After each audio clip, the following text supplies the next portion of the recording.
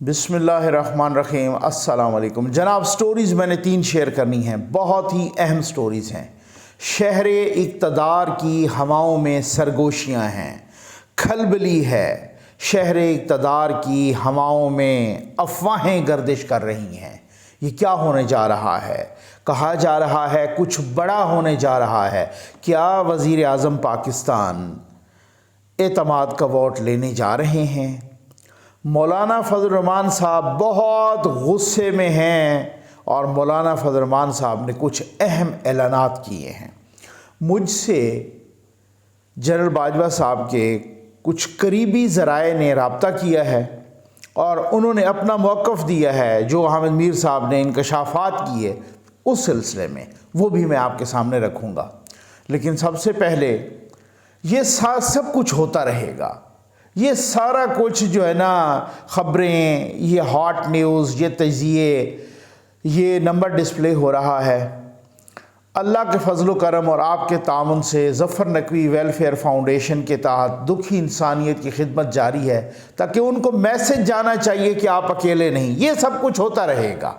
और मैंने कहा था कि एक बच्ची की शादी है और बहुत ही गरीब बच्ची है। हम तब तक जो है ना, ये अगले 2-4 रोज़ में है और उसी पे कंसंट्रेट कर रहे हैं। उसके बाद आपको मैंने और प्रोजेक्ट्स भी बताने हैं। तो ये नंबर डिस्प्ले हो रहा है जनाब, आ जाएँ भाई।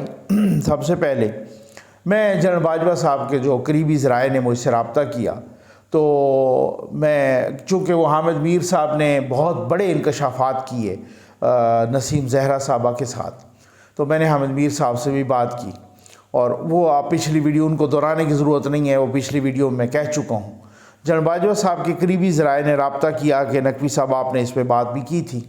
मैंने उनसे ये भी पूछा, मैंने कहा जी आपकी ये अपनी असेसमेंट है, आपकी अपनी मालूमात हैं या आप उनका पैगाम कन्वे कर रहे हैं? तो उन्होंने कहा जी हम उनका पैगाम कन्वे कर रहे हैं। मैंने कहा ठीक, बताना ज़रूरी होता है क्योंकि जब किसी का कोई पॉइंट ऑफ व्यू आता है तो वो ज़रूरी बताना होता है। और उन्होंने कहा जी आर्मी चीफ साहब ने जो बात की थी वो ये बिल्कुल बात की थी कि कमज़ोर इकानमी की भी बात हुई थी, ठीक है। ये बिल्कुल बात की थी कि जी हमारे पास वो कन्वेंशनल वेपन्स नहीं हैं जो इंडिया के पास हैं। लेकिन ये बात थोड़ी सी जो है ना एग्जैजरेट हो गई है कि आर्मी चीफ ये कहे कि हम इंडिया के साथ जंग नहीं कर सकते। कहते हैं कि जनाब ये कोई आर्मी, एक जनरल बाजवा नहीं, ये कोई आर्मी चीफ भी नहीं कर सकता। ये उनका मौक़िफ़ था, आप तक पहुंच गया। वैसे बात ये है, जो जंग है ना उसकी ख्वाहिश नहीं करनी चाहिए। जो जंग है उससे हद्दुल वसा उसको अवॉइड किया जाए, क्योंकि ये सिर्फ पाकिस्तान नहीं, पाकिस्तान तो बहुत गरीब मुल्क है। थर्ड वर्ल्ड कंट्रीज़ में पाकिस्तान तो एक डेवलपिंग, जो चाइना जो कि एक राइजिंग सुपर पावर है, वो भी जंग से डरता है, वो भी जंग को अवॉइड कर रहा है कितने अरसे से, क्योंकि उसे पता है कि 10 दिन की जंग आपको 100 साल पीछे ले जाती है। ये बिल्कुल बात ठीक है। हमने सुपर पावर्स को टूटते हुए देखा है जंगों के नतीजे में। जंगों के नतीजे में मईशत तबाह बर्बाद हो जाती है। तो वो hope for the best, prepare for the worst, यानी अच्छे की उम्मीद रखें, बुरे के लिए तैयार रहें। तो कहते हैं कि जी जनरल बाजवा साहब ने उस वक़्त ये कहा था, ये नहीं कहा था कि हम इंडिया के साथ जंग नहीं कर सकते, ये कोई आर्मी चीफ भी नहीं कह सकता। चले, उनका मौक़िफ़ था, पहुंचाना ज़रूरी था, पहुंच गया। अब आ जाएं, क्या वज़ीर आज़म साहब ये क्या हो रहा है? कुछ बड़ा होने जा रहा है, कोई बड़ी ब्रेकिंग है। ज़ाहिर है कल छुट्टियां 26 तारीख से ख़त्म हो रही हैं। 25 तक छुट्टियां थीं, आज 25 है, कल 26 तारीख को ख़त्म हो जाएंगी। तो एक ख़बर आई कि वज़ीर आज़म साहब एतमाद का वोट ले रहे हैं कौमी असम्बली से। उसके बाद मरियम औरंगज़ेब साहबा यानी वफाकी वज़ीर इत्तलाआत, उन्होंने इसकी तरदीद कर दी और साथ ये भी कह दिया कि मीडिया को ऐसी ख़बरें चलाने से पहले तस्दीक करनी चाहिए। और साथ ये भी कहा कि वज़ीर आज़म साहब ने तो आपको मालूम है 11 अप्रैल को एतमाद का वोट लिया था और वही एतमाद का वोट था, और इसकी सख्ती से तरदीद कर दी। بعد میں نے بھی پوچھا، بہت سارے لوگ کہہ رہے تھے، اور بعد میں نے کچھ اتحادیوں سے پوچھا، کچھ باقی لوگوں سے پوچھا کہ بھائی آپ کو 26 اور 27 کو اپنی حاضری یقینی بنانے کے لیے کہا گیا ہے کہ آپ اسلام آباد میں رہیں؟ تو جواب ملا کہ جی بالکل کہا گیا ہے۔ کچھ لوگوں سے میں نے پوچھا کہ جی وزیر اعظم اعتماد کا ووٹ لے رہے ہیں؟ تو انہوں نے آگے جی ہاں یس میں جواب دیا۔ اب میرے لیے یہ بتانا ضروری تھا۔ میں نے ساتھ یہ بھی پوچھا کہ یار مریم اورنگزیب صاحبہ نے تو انہوں نے کہا کہ کہا گیا ہے کہ اپنے یہاں پر حاضری یقینی بنائیں۔ اچھا، تو یہ کس لیے؟ کیا اس لیے کہ کوئی عدم اعتماد ہو جائے، 2 دن 3 دن حکومت گر جائے اور پھر اس کے بعد اعتماد کا ووٹ لے کے دوبارہ وزیر اعظم آ جائیں؟ کیا اس لیے کہ نہیں اعتماد کا ووٹ لے کے اور مضبوط ہونا ہے وزیر اعظم کو؟ اور کیا اس لیے کہ اعتماد کا ووٹ لے کے اور مضبوط ہونا ہے اور کوئی ایگزیکٹو آرڈر جاری کرنا ہے؟ کسی ایگزیکٹو آرڈر کی بھی گونج ہے۔ بہت ساری چیزیں ہیں نا یہاں پر، یہ میں آپ کے ساتھ ساری چیزیں ڈسکس کرتا ہوں۔ تو کیا صورتحال کیا بن رہی ہے؟ پہلے وار کون کرنے جا رہا ہے؟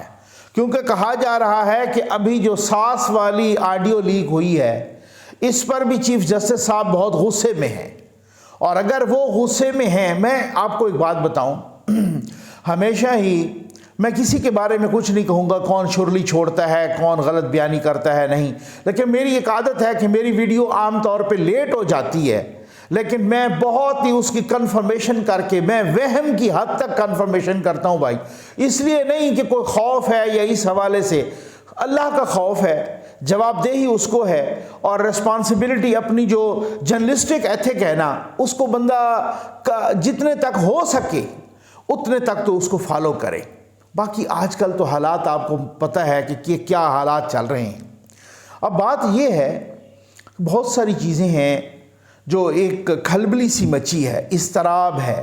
میں سمجھتا ہوں اس اضطراب میں بھی حکومت جس طریقے کا پرفارم کر رہی ہے ان کو شاباش دینی چاہیے۔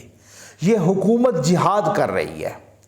سیاسی لنگڑا زمان پارک میں بیٹھا ہے، وہ مفت کا کھا رہا ہے، کوئی نہیں، اس کا کوئی پتہ نہیں ہے کون سا سورس آف انکم ہے، کروڑوں روپے خرچ ہو رہے ہیں۔ زمان پارک میں ہزاروں لوگوں کو کون کھلا رہا ہے، بڑی بڑی افطاریاں کی گئیں جناب کس طریقے سے، اور وہ اس نے سیاسی اودھم مچایا ہوا ہے۔ اگر اس قسم کے اودھم میں بھی جب سیاسی عدم استحکام ہو، کبھی وہ کوئی شرلی چھوڑ دیتا ہے، کبھی وہ کوئی شرلی چھوڑ دیتا ہے، وہ شام کو میڈیا پہ آ جاتا ہے، سوشل میڈیا پہ بھی آ جاتا ہے، کبھی وہ کیا کر دیتا ہے، کبھی کہتا ہے جنرل باجوہ نے میری حکومت گرائی، کبھی کہتا ہے میں نے پنجاب اسمبلی اور خیبر پختونخوا اسمبلی جنرل باجوہ کے کہنے پہ گرا دی، کبھی کسی کو، کبھی کہتا ہے محسن نقوی۔ مطلب ایک آپ یقین کریں کہ ایک انتشار پسند انسان، ایک فسادی انسان جس نے پورے ملک میں فساد پھیلایا ہوا ہے، جس نے نئی نسل کا ستیہ ناش کر کے رکھ دیا ہے، نہ کوئی تمیز ہے۔ اب کل میں دیکھ رہا تھا کہ فیصل مسجد میں ایک فارنر آئی خاتون، اس کو کس طریقے سے ہراس کیا گیا۔ یہ کیا ہمارا امیج جا رہا ہے؟ یہ وہی تربیت ہے جو عمران خان نے نئی نسل کی کر دی ہے، اور یہ وہی یوتھیے ہیں جن کو کوئی تمیز نہیں، چاہے وہ اب نارمل جانور ٹائپ کا یوتھیا ذیشان ہو، ذیشان نام ہے، کیا نام ہے اس کا، جو وہ لندن میں ہر وقت مظاہرہ کرتا ہے، ٹھیک ہو گیا نا، یا یہاں والے یوتھیے ہوں، وہ بالکل جانور، ایک درندے بن چکے ہیں۔ وہ جب بھی وہ اس طرح کی کوئی صورت ہے، ایسے حالات میں حکومت کا سروائیو کرنا اور پرفارم کرنا، اور اسحاق ڈار صاحب کا 18 20 گھنٹے کام کرنا، یہ جہاد سے کم نہیں ہے۔ ایسے حالات میں سعودی عرب سے بھی $2 ارب کی گارنٹی لے لینا، اور UAE سے بھی $1 ارب کی گارنٹی لے لینا، ایسے حالات میں نواز شریف صاحب کا سعودی عرب جانا، مڈل ایسٹ جانا، اور وہاں پہ بہت سارے پلیجز کروانا، اور بہت ساری باتیں کرنا، اور بہت ساری چیزوں کو ڈسکس کرنا، ایسے حالات میں آرمی چیف کا چائنا چلے جانا، چپ کے جانا، ٹھیک ہے، اور وہ آج بھی چائنا میں ہیں آرمی چیف صاحب، اور آرمی چیف کس قدر چائنا میں جا کے پاکستان کی مشکلات حل کرنے کے لیے کس قدر پرعزم ہیں اور کس طرح کی بات، تو یہ ایک معمولی ڈیولپمنٹ نہیں ہے۔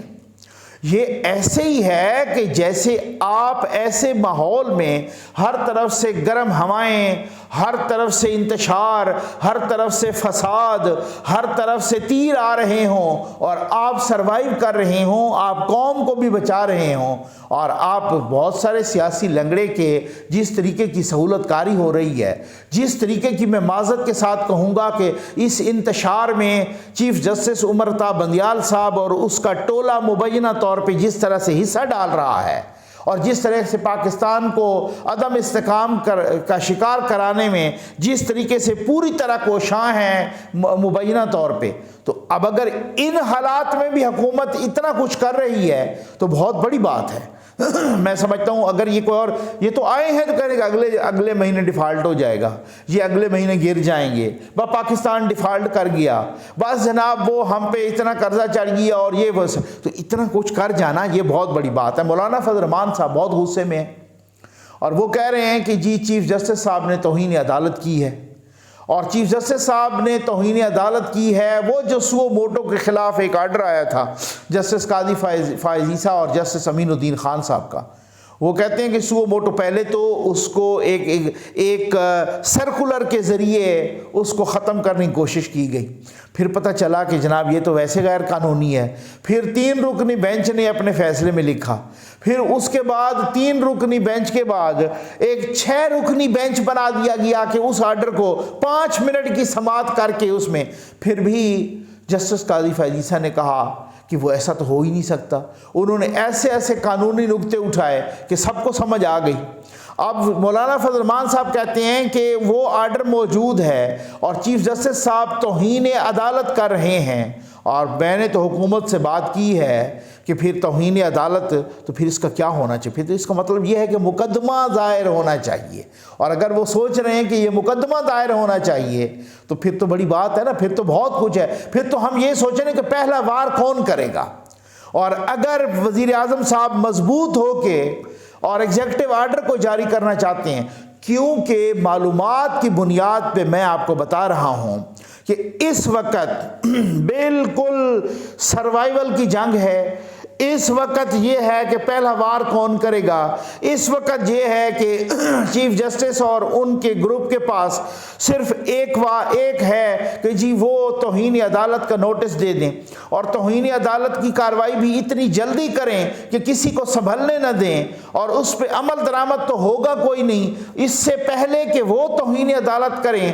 حکومت سوچ رہی ہے کچھ ہم کریں، اور وہ کریں تو کیا کریں، اور کیا وہ ایگزیکٹو آرڈر جاری کر کے کسی کو ریموو کر کے گرفتار کرے گی، کسی کو ریموو کرے گی، یا پھر سپریم کورٹ کے اندر سے جسٹس قاضی فائز عیسیٰ صاحب اور جسٹس سردار طارق صاحب وہ جو قانون بن چکا ہے ایک اور بینچ بنائیں گے، کیا ہونے کیا جا رہا ہے، بہت بڑا ہونے جا رہا ہے، یہ بہت ہیڈ آن کولیجن ہے۔ میں اپنے متعدد ویلاگز میں بار بار کہہ چکا ہوں کہ یہ ہیڈ آن کولیجن، مجھے ایک بندے نے بتایا، مجھے ایک سورس نے بتایا، بہت ہی قابل اعتماد سورس ہے، بہت ہی ریلائبل سورس ہے، انہوں نے مجھے ایک اشارہ دیا، اور میں نے ان سے جب اس طرح کی کچھ باتیں پوچھیں تو انہوں نے کہا کہ میں آپ کو نقوی صاحب اتنا بتا رہا ہوں کہ آپ دیکھ لیجئے گا یہ انتشار ختم ہو جائے گا، کچھ ہی عرصے میں ختم ہو جائے گا، اور یہ جو فسادی ہے نا ان فسادیوں کا ساروں کا بندوبست ہو جائے گا۔ میں نے کہا واقعی ایسا ہی ہے؟ انہوں نے کہا ہنستے ہنستے یہ کہا کہ البتہ آپ کے پاس ویلاگز کا مواد ختم ہو جائے گا۔ میں نے کہا سر ہمارے پاس نہیں ہوگا مواد ختم انشاءاللہ، ٹھیک ہے نا، آپ کی دعاؤں سے۔ تو بات یہ ہے کہ انہوں نے جو اتنے اعتماد سے کہا تو میں نے کہا آپ تک پہنچانا ضروری ہے۔ وہ کہتے ہیں کہ آپ دیکھ لیجئے گا کہ یہ انتشار بھی ختم ہوگا، یہ فسادی بھی ختم ہوں گے، کیونکہ فسادیوں کو لگی ہوئی ہے اپنی سروائیول کی، صرف سیاسی سروائیول کی، سیاسی لنگڑے کو نہیں لگی ہوئی، جنہوں نے گاجریں کھائی ہیں ان کو بھی لگی ہوئی ہے، جن کے لیے ٹرک کھڑے ہوئے تھے ان کو بھی لگی ہوئی ہے. بھائی بہت ساروں کو مفاد پھنسا ہوا ہے, بہت ساروں کی چیزیں یہاں پہ پھنسی ہوئی ہیں.